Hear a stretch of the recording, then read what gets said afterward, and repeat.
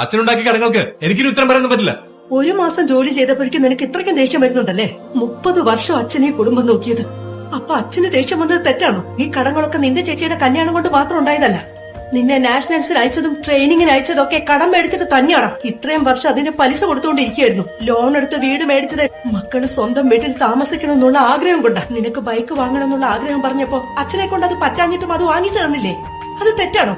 ഒരു മകൻ അച്ഛന്റെ വിഷമങ്ങളിൽ കൂടെ നിൽക്കുന്ന ചിന്തിക്കുന്നത് സ്വാർത്ഥതയൊന്നുമല്ല, വിശ്വാസം. പക്ഷെ നിന്റെ കാര്യത്തിൽ അച്ഛനാ വിശ്വാസം ഇല്ല. നിന്റെ ഉള്ളിലോടുന്ന രക്തവും നീ ഇതുവരെ ഉണ്ടതും ഉടുത്തതും നിന്റെ പേരും എല്ലാം നിന്റെ അച്ഛന്റെ. അച്ഛൻ നിനക്ക് വേണ്ടി എന്ത് ചെയ്തു എന്നല്ല, നീ അച്ഛന് വേണ്ടി എന്ത് ചെയ്തു എന്ന് ചിന്തിക്കേ. നിന്റെ അച്ഛൻ ഒരുപാട് കടം മേടിച്ചിട്ടുണ്ട്.